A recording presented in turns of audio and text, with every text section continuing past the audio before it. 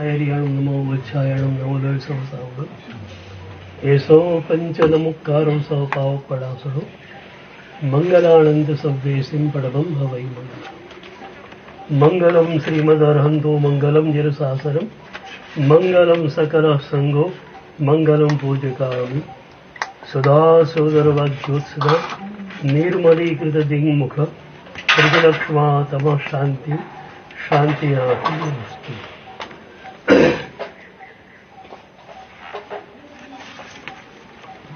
મુનિત્વ એટલે ઉદાસીન દશા. આપણી બધી જ વ્યવહાર સાધના આપણને ઉદાસીન દશા તરફ લઈ જાય છે. જેમ કે પંચાચારમય આપણી સાધના, પાંચે આચારો આપણને ક્યાં લઈ જાય છે? ઉદાસીન દશા તરફ જ લઈ જાય છે. હું પાંચે આચારોને સ્થૂળ અને સૂક્ષ્મ એ બે રૂપમાં વિભાજિત કરું છું. સ્થૂળ જ્ઞાનાચાર, એક વર્ષમાં આટલા ગ્રંથો વાંચવા,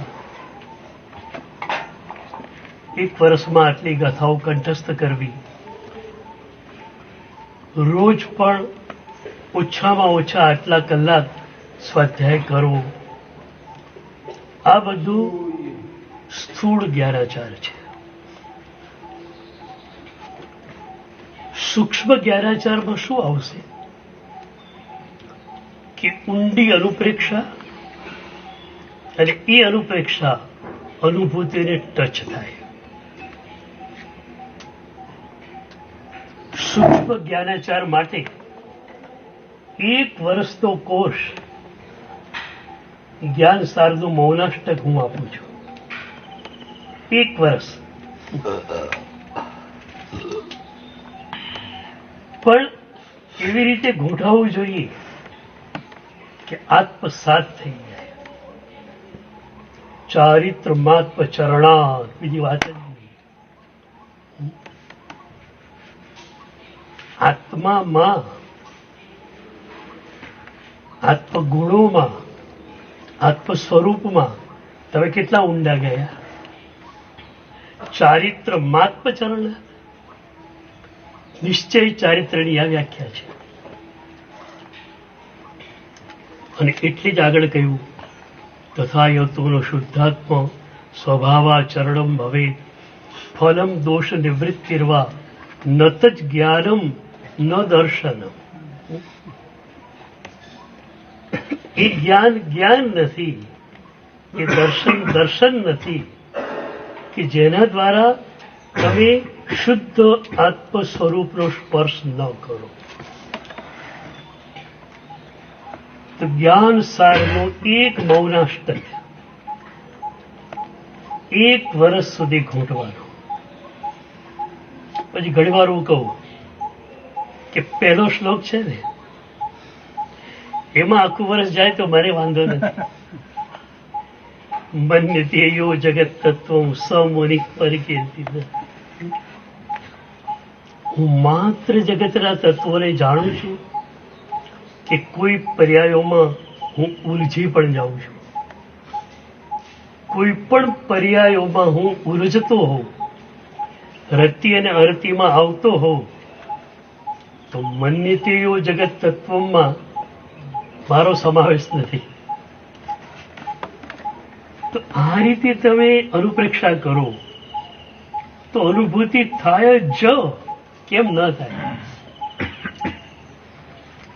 કારણ ઝંખના આપણી સાચી છે, માર્ગ આપણો એપ્રોપ્રિએટ છે.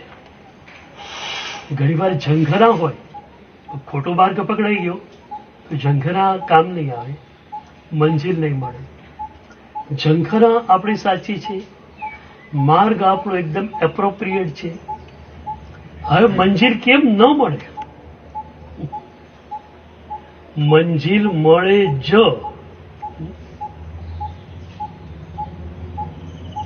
અને આમ જુઓ તો કેટલું સરળ છે. પર્યાયો આમે તમારા હાથમાં નથી. ક્રમબદ્ધ પર્યાય છે, એક પછી એક પર્યાય આવ્યા કરશે, જશે. તમે એમાં જઈને પણ શું કરશો? તો 1 વર્ષ સુધી જ્ઞાનસારનું મૌનાષ્ટક ગોઠવાનું છે. દર્શનાચારમાં સ્થૂળ દર્શનાચાર પ્રભુના વચનોનો શ્રદ્ધાપૂર્વકનો સ્વીકાર.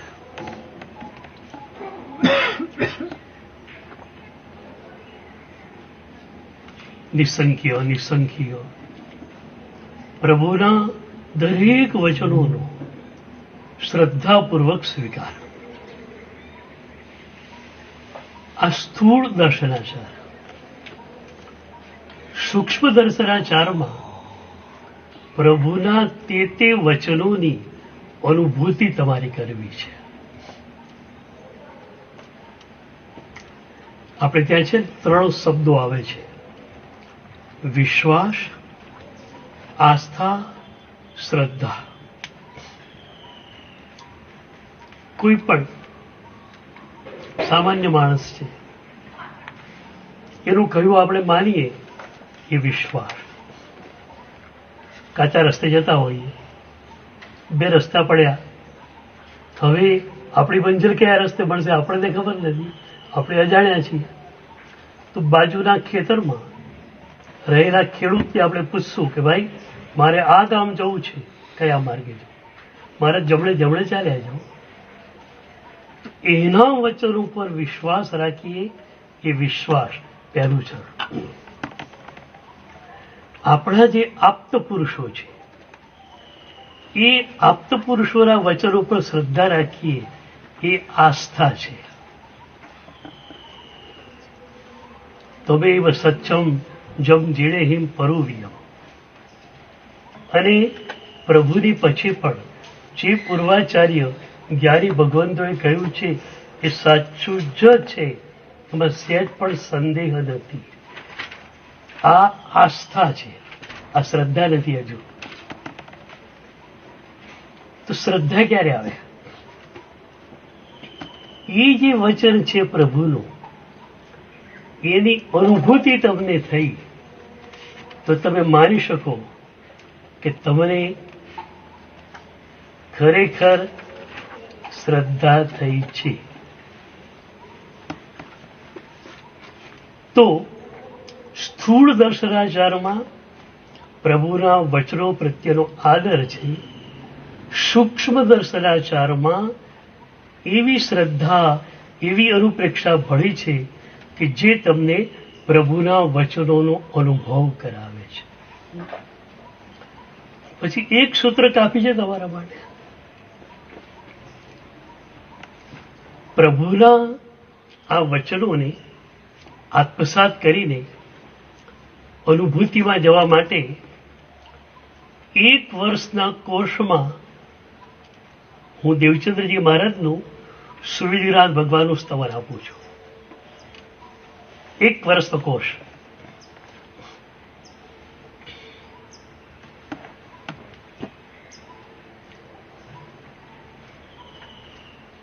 કારણ કે દેવચંદ્રજી મહારાજ જેવા જ્ઞાની પુરુષ આપણો હાથ પકડી અને આપણને અનુભૂતિ તરફ દોરી જાય એવો આભાસ આપણને ત્યાં થાય છે. આમાં શું છે? પરાવાણી છે ને. પરાવાણી જે છે ને એ અંતસ્તરથી નીકળેલી હોય છે, અને એના કારણે એનામાં જે બળ હોય છે ને એ બળ બહુ જ જોરદાર હોય છે. એ શબ્દો જે છે ને એ શબ્દોમાં એમણે શક્તિ મૂકેલી છે. દેવચંદ્રજીને વાંચો, આનંદગંજને વાંચો, તમારી ભીતર કઈ સળવળાટ થશે. એ સળવળાટ કેમ થાય છે? એમના દ્વારા એ શબ્દોમાં શક્તિ મુકાઈ છે. એટલે જેમ મૂર્તિ સપ્રાળ બને ને એમ શબ્દ પણ સપ્રાળ બને. તો એવા મહાપુરુષોએ સપ્રાળ શબ્દો મૂકેલા છે. અને એ સપ્રાળ શબ્દોને તમે ઘૂંટો, અનુભૂતિ આ રહી. એ 9મા સ્તવનની એક કડી આજે કહું. એમાં 3 સાધના આપી છે. સાધક તરીકે તમે છો. તમારે જળ જગત જોડે પણ કામ પડશે, ચેતના જગત જોડે પણ તમારે કામ પડશે, અને સ્વમાં તો તમારે જવાનું જ છે. તો 3 જગત તમારી સામે થયા. જળ જગત, ચેતના જગત અને સ્વનું જગત.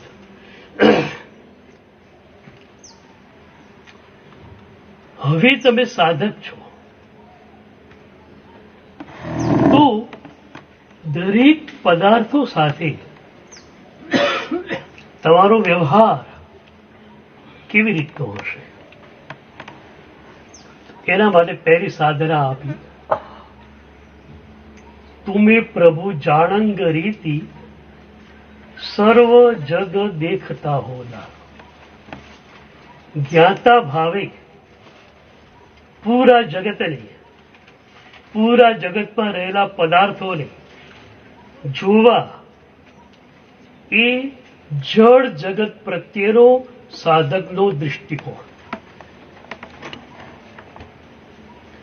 તો સામાન્ય માણસમાં અને સાધકમાં ફરક ક્યાં પડ્યો? સામાન્ય માણસ કે છે આ ખુરશી સારી, આ ખુરશી ખરાબ. સાધકની પાસે ઉપયોગિતાવાદ છે. હું નીચે નથી બેસી શકતો, ખુરશી જોઈએ, પણ ક્રીમ કલરની, એશ કલરની, કયા કલરની જોઈએ એવું મારા મનમાં કે છે નહીં. ખુરશી હોય પાટ હોય તો ચાલે, પાટ નો ટેબલ હોય તો ચાલે, બસ બેસવા માટે કંઈક જોઈએ. એ કંઈક જોઈએ વાત આવી ને ત્યાં અટેચમેન્ટ તૂટ્યું. અટેચમેન્ટ તમારી ચોઇસીસમાં છે. મને તો આ જ ગમે, મને તો આ જ ફાવે, મને તો આના વિના ચાલે જ નહીં. આ જે ચોઇસીસ છે આપણી, એના કારણે જળ જગત જોડે અટેચમેન્ટ થાય, અને અટેચમેન્ટને કારણે આપણે રાગ અને દ્વેષમાં જે છે તે ફસાઈએ. તમારા ગુરુ મહારાજના જીવનની એક ઘટના કહું. એક શહેરમાં સાહેબજી ગયેલા, અને એક ભક્તનો બંગલો હતો. ભક્તની બહુ વિનંતી હતી, સાહેબ ત્યાં ગયા. એ અનન્ય ગુરુ ભક્ત હતો, પણ શોખીન માણસ હતો, શ્રીમંત પણ હતો. બંગલો હાઈફાઈ બનાવેલો, ફર્નિચર પણ હાઈફાઈ બનાવેલો, ઊંચામાં ઊંચા લાકડામાંથી એકદમ કાર્વિંગ સાથેના ફર્નિચર્સ હતા. સાહેબ બેઠા ખુરશી ઉપર. સાહેબ ખુરશી પર બેઠા છો ને. 3 કારીગરો 1 મહિના સુધી સતત કામ કર્યું ને ત્યારે આ ખોતર કામ થયું છે.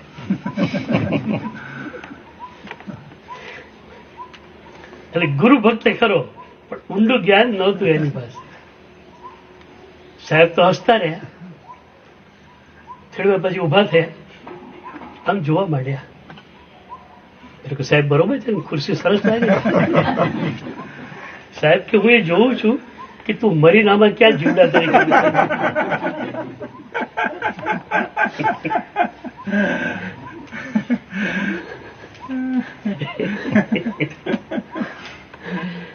પછી જે લપડાક લગાવી છે, સાલા સંસારી માણસ છે, તારે ઘરે જોયું તો એ જોઈએ, એમાં આટલી બધી રાત દશા છે તારી.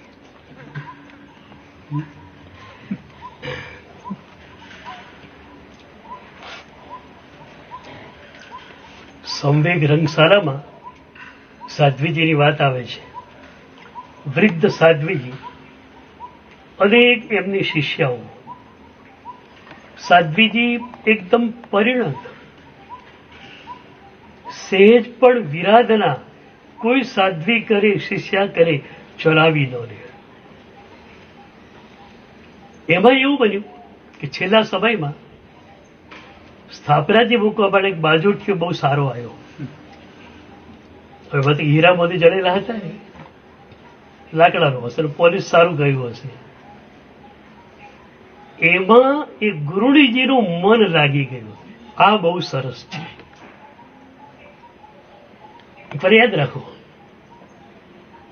રાગ દશાને પોષવા માટે, અટેચમેન્ટ માટે કોઈ હાઈફાઈ પદાર્થોની જરૂર નથી. ભિખારી પોતાના ઝૂંપડા ઉપર પણ એટલું જ એટેચમેન્ટ રાખી શકે છે. ક્યારે ભ્રમણામાં ના રહેવું કે સાદા વસ્ત્રો પહેર્યા છે મને રાગ દશા નહીં આવે. જાગૃતિ તો પૂરી રાખવાની છે. તો એ ગુરુડીજી અસાવધાન થઈ ગયા. એ પાટલો ગમી ગયો. હવે કેટલો ફરક પડી ગયો. પહેલા કોઈ પાટલાને એમને મૂકી દે ને તરત કે એમ પૂંજ્યા વગર મુકાય, પૂંજીને પછી મૂકવાનું હોય. અને હવે એ પાટલાને કોઈ મૂકે ને કેમ જોશથી પડકે પાટલો ભાગી જશે તો. એ સાધ્વીજી કાળ કરી ગયા. શિષ્યાઓનું એમ જ હતું કે ક્યાંય ઊંચે ગયા હશે. એકાદ મહિના પછી જ્ઞાની ગુરુ પધાર્યા. તો જિજ્ઞાસાવશ પૂછ્યું કે અમારા ગુરુદેવ ક્યાં ગયા? તો જ્ઞાની ગુરુએ કહ્યું કે તમારા ઉપાશ્રયમાં હમણાં એક ગરોળી ફરે છે ને, અને સ્થાપનાજીના બાજોટિયા પાસે જાય છે. તમે દંડાસરથી કાઢો તો ફરી પછી ત્યાં આવે છે. તમારા ગુરુડીજી મરીને એ ગરુડીના અવતારમાં આવ્યા છે. આટલા જ્ઞાની સાધ્વીજી એક નાનકડા પદાર્થ પર અટેચમેન્ટ થઈ ગયું, આખો જન્મ હારી ગયા. એટલે જળ જગત જોડેની સાધના આ પદાર્થોનો ઉપયોગ કરવાનો, પરંતુ રાગ દશા ક્યાંય ગાઢ બનવી ન જોઈએ. જરૂરી છે તમારા માટે, જોઈએ એનો વાંધો નથી, પણ એના પ્રત્યે અત્યંત રાગ દશા ના જોઈએ. શિબિરમાં, ધ્યાન શિબિરમાં વ્હાઇટ એન્ડ વ્હાઇટ પોશાક હોય છે. તો હમણાં મેં એક શિબિરમાં બહેનોને કહેલું કે તમને આ પોશાક જો ગમે ગયો હોય ને તમારે કેટલાક કલાકો બચી જાય. આ પહેરું કે આ પહેરું, આ કલરનું કોમ્બિનેશન કરું કે આ કલરનું, બધી માથાકૂટ બટી.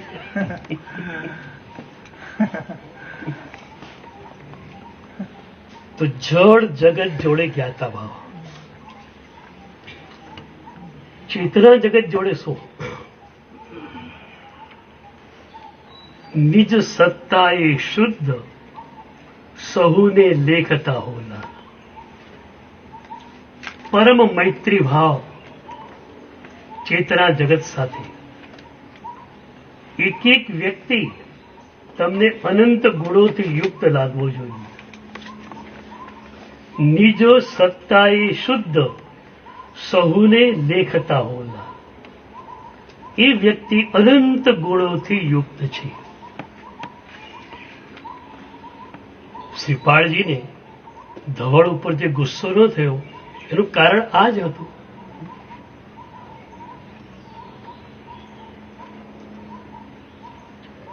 બૌદ્ધ જાતક કથામાં એક સરસ પ્રસંગ આવે છે. બુદ્ધના પૂર્વજન્મો હોય ને એને બોધિસત્વ કહેવાય છે, અને એ જન્મોમાં જે કથાઓ થઈ હોય એને જાતક કથાઓ કહે છે. તો બુદ્ધ પૂર્વજન્મમાં બોધિસત્વ રૂપે હતા, પણ પાડાના અવતારમાં હતા. પાડાનો અવતાર, પણ જ્ઞાન છે. ટીનેજર પાસે જ્ઞાન તો હોય જ છે, અને એમાં જન્માંતરીય જાતિસ્મરણ દ્વારા મળેલું જ્ઞાન હોય તો ઘણું શ્રેષ્ઠ જ્ઞાન હોય. તો આવું જન્માંતરીય સાધનાનું જ્ઞાન એની પાસે છે. એક શેઠને ત્યાં પાડો રાખેલો, ત્યાં પાણીની તકલીફ હતી, નદી દૂર હતી, પાડો રાખેલો, પખાલી સવાર ને સાંજ પખાલ ભરી આવે, પીપો ભરી કાઢે અને પાડો જે છે એને ઝાડ નીચે બાંધી દે ચોગાનમાં અને ખાવા પીવાનું આપી દે. એ ઝાડ ઉપર એક કાગડો રહેતો હતો. એ કાગડો અવળચંડો હોય જ અને ઘણી વારે પેલા પાડાની પીઠ ઉપર બેસે, ચાંચ મારે. ક્યારેક તો અસાવધ હોય પાડો, તેની આંખ પાસે ચાંચ મારીને જતો રહે. છતાં પાડો કોઈ રિએક્શન ના આપે, કોઈ જ રિએક્શન નહીં. એ ઝાડ ઉપર એક વ્યંતર દેવ રહેતો હતો. એ વ્યંતર દેવે પાડાને એની ભાષામાં પૂછ્યું કે આ કાગડો તને હેરાન કરે છે, એકવાર ખો બોલાવી દે ને એની. દાણા બાણા ચડવા માટે એ નીચે તો જમીન ઉપર ઉભો હોય ને, જમીન ઉપર હોય ને, એક પાટું એવી બહાર છે કે ખો ભૂલી જાય. એ વખતે પાડો શું કે છે કે કાગડો મારો ઉપકારી છે, ગુરુ છે, તો ગુરુને તો કેમ પાટું મારાય? દેવ બી નવાઈમાં પડી ગયો. કાગડો તારો ગુરુ છે કઈ રીતે? તો કે મારામાં સમભાવ છે કે નહીં, એની ખાતરી મને આના દ્વારા થાય છે. મારો તો કોઈ વાંક છે નહીં, એમને મને હેરાન કરે છે, છતાં મને સમભાવ રહે છે. એટલે મારી ભીતર સમભાવ છે એની પરીક્ષા એ કરે છે. અને પરીક્ષક હોય તો ગુરુ જ હોય.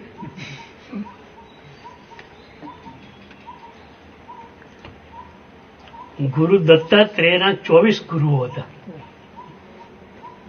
24 ગુરુ. સૌથી પહેલો ગુરુ ચોર હતો. દત્તાત્રેય બહુ શ્રીમંત કુટુંબમાં જન્મેલા. પિતા એટલા બધા શ્રીમંત હતા એને સ્કૂલે પણ જવાનું કામ નહોતું. મોટા મોટા પંડિતો ઘરે ભણાવવા માટે આવતા. 15-16 વર્ષની દત્તાત્રેયની ઉંમર. અને એકવાર એ બારી પાસે બેઠેલો, ત્યાં એક સરઘસ નીકળ્યું. આગળ ફૂટેલો ઢોલ વાગે, ગધેડા ઉપર એક માણસને બેસાડેલો, મોઢું એનું કાળું કરેલું. દત્તાત્રેય વિચારો પડી ગયા, આ કયો વરઘોડો છે? કારણ કે વ્યવહારની દુનિયાથી બિલકુલ અજ્ઞાન હતા. પોતાના એક નોકરને બોલાયા કે આ શેનો વરઘોડો જાય છે? સાહેબ, આ ચોર છે, ચોરી કરતા એ પકડાઈ ગયો અને આપણા રાજ્યનો ઓર્ડર છે કે ચોરી કરતા પકડાઈ જાય ફાંસીની સજા આપી દેવાની. તો એને ગામ બહાર ફાંસીના માંચડે ચડાવવા માટે લઈ જવામાં આવે છે. પણ બધા લોકોને ખ્યાલ આવે કે આણે ચોરી કરી હતી માટે એને ફાંસીની સજા મળે છે, બીજા ચોરી ન કરે એટલા માટે આ રીતે આને લઈ જાય છે. દત્તાત્રેય ચોંકી ગયા. એક રાજાની ચોરી કરે આ માણસ, એને ફાંસી મળે, તો પ્રભુની ચોરી હું કરું તો મને શું મળે?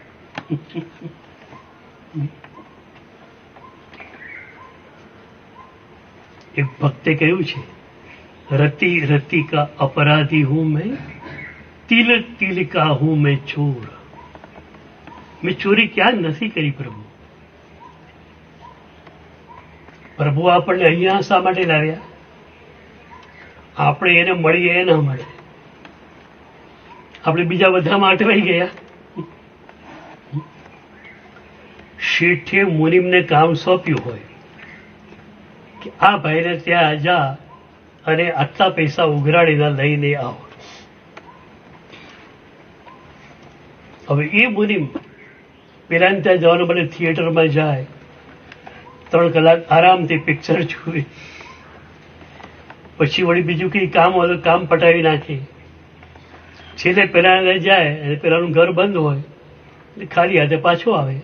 કેમ શું થયું? સાહેબ એનું ઘર બંધ હતું કે છે. મેં રાહ ઘણી જોઈ, વાત તો બનાવી પડે ને. 4 કલાક બેઠો અને આવી જાય તો આવ્યો જ નહીં સાહેબ. તો આ મુનિ મેં ચોરી કરી કે નહીં? શેઠે જેના માટે મોકલ્યો એને બદલે બીજું એણે કર્યું, તેણે ચોરી કરી. પ્રભુએ આપણને જે આજ્ઞા આપી છે, સદગુરુએ જે આપણને આજ્ઞા આપી છે, એના કરતા બીજું આપણે કરીએ તો આપણે ચોર થઈ ગયા.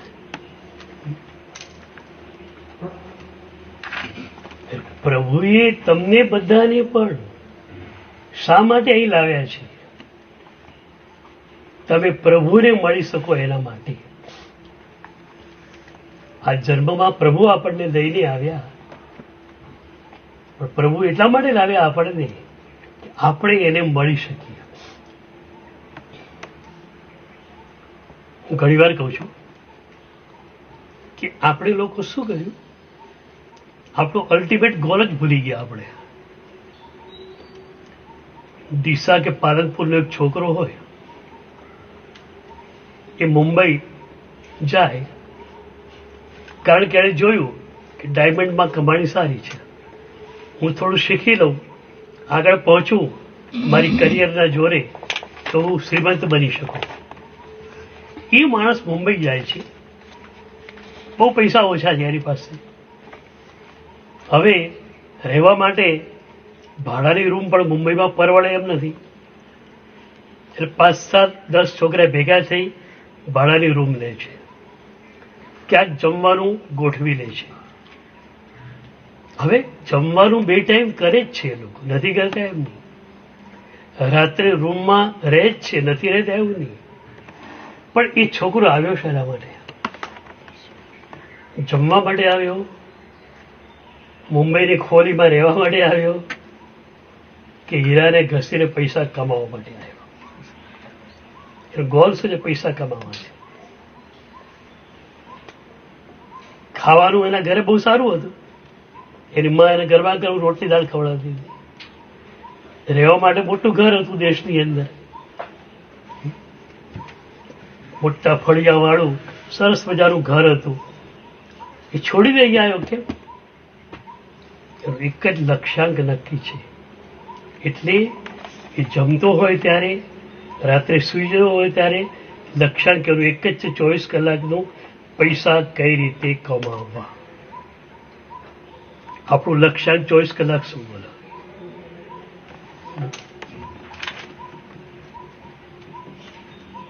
ભગવાને ખાવાની ના નહીં પાડી, આપણને પીવાની ના નથી પાડી, પણ ભગવાન કહે છે કે તારું લક્ષ્યાંક તું વિસરતો નહીં.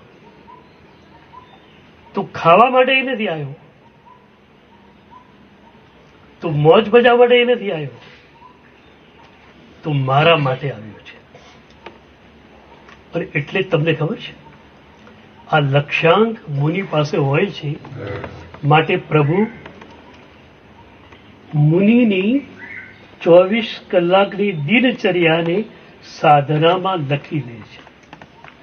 પ્રભુ એમ નથી કહેતા તું સ્વાધ્યાય કરે એટલો સમય સાધનાનો ગણાય, તું વ્યાવચ કરે એને પણ હું સાધનાનો સમય કરી દઉં. પણ તું ખાતો હોય, તું સૂઈ ગયો હોય તો એ સમયને હું સાધનામાં કેમ લખી શકું? એમ ભગવાને નહીં કહ્યું. ભગવાને કહ્યું તારા ખાવાનો સમય, તારું સૂઈ જવાનો સમય, એ બધો સમય પણ હું સાધનામાં જ લખું છું. શું કારણ? કારણ શું? તારું લક્ષ્યાંક મારી આજ્ઞા તરફ જ છે. તું ખાય છે, એક જ વાત છે, મારા પ્રભુએ એ રીતે કહ્યું છે એ રીતે વાપરવું છે. તું સૂઈ જાય છે, પણ મારા પ્રભુએ કહ્યું છે એટલા માટે સુઈ જઉં છું, અને શરીર થાકેલું છે અને એટલે થોડો આરામ આપી દઉં અને એકદમ ફ્રેશ થઈ અને પાછો સાધનામાં જોશથી લાગી જવું એટલા માટે ઊંઘું છું. ઊંઘનો ઉદ્દેશ પણ સાધના છે. વર્ષી તપ કરે ને કોઈ ભાગ્યશાળી, અને ગ્રહસ્થ હોય, સવારે 8, 8:30, 9 વાગે પૂજા કરીને આવ્યો હોય, ઠાઠ મારથી જમવા બેસી જાય. રાવડી હોય ને શીરો હોય ને કોઈ આવે, અરે અત્યારે 9 વાગે શું માંડ્યું છે? પણ મારે વર્ષી તપ છે, ગઈકાલે ઉપવાસ હતો. સાંજે 4, 4:30 બેઠેલો હોય, બધું જ પૂરું, ભાખરી, શાક, આ તે બધું. અરે પણ 4 વાગે શું માંડ્યું છે? મારે આવતીકાલે ઉપવાસ. એટલે એનું એક ભોજન ભજન સાથે સંકળાય છે. ભોજન કરે છે પણ શા માટે?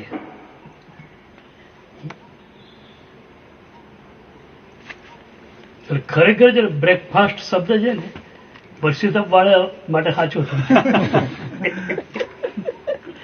નેચર તો આપણે શું કરીએ, રાત્રિનો ફાસ્ટ, ઉપવાસ, આ બ્રેકફાસ્ટ સાચો થાય. આખા દિવસ તો ફાસ્ટ ઉપવાસ છે, હવે એને બ્રેક કરવાનો.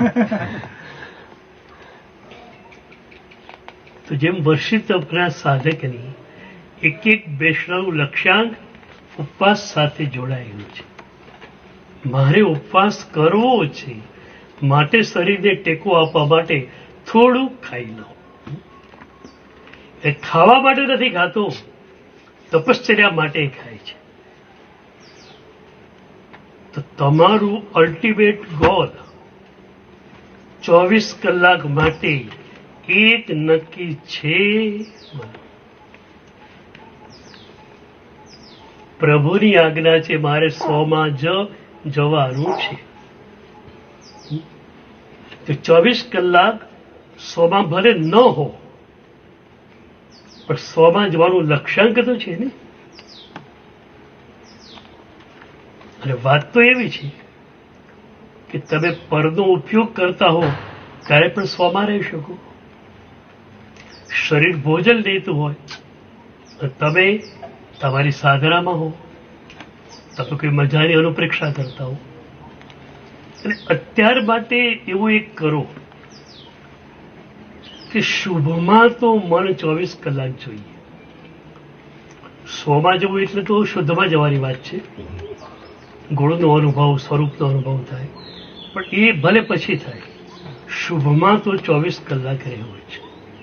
એ ખાતી વખતે પણ ઉપયોગ કોઈ સ્તવનની કડીમાં હોય, કોઈ પુસ્તક વાંચ્યું તેના પદાર્થમાં હોય, પાત્રામાં જે પડ્યું છે એમાં ન હોય.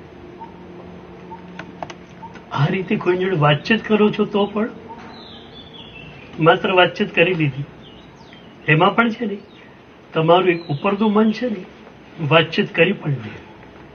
કારણ કે આ ટેવ પડી ગઈ રોજની કે આ શબ્દો વાપરવાના હોય, તો ઉપરનું મન એ કામ કરી લે છે અને તમે અંદર તમારું કામ કરતા હો. બેટર એક જોડે જોડે ચાલી શકે છે, પણ મૂળ લક્ષ્યાંક નક્કી જોઈએ. સરદારજી મહેસાણાના સ્ટેશને બેઠેલા, અમદાવાદ જવું હતું, ટિકિટ લઈ લીધેલી. એમાં એક ફાસ્ટ અમદાવાદથી જ આવ્યો અને દિલ્હી જઈ રહ્યો હતો. કોકરે પૂછ્યું સરદારજી કે ગાડી કहाँ जा रही है? तो कि अहमदाबाद जा रही है. પેલા ભૂલથી કહી દીધું બિચારે. સરદારજી ચડી ગયા, જગ્યા પણ સારી પડી ગઈ, આખી બર્થ ઉપર આસન જવાઈ દીધું, આમ આરામથી અમદાવાદ સુધી જવાનું છે. અચાનક ઉપર નજર ગઈ, ઉપર બી સરદારજી હતા.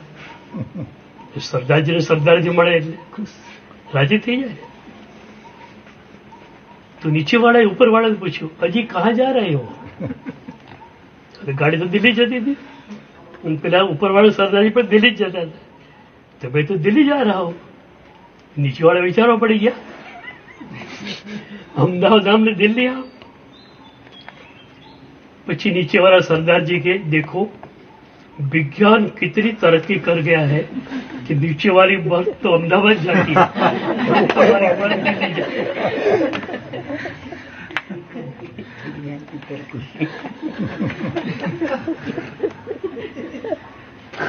આપણે બે બસ નહીં રાખ, આપણે એક જ રાખ.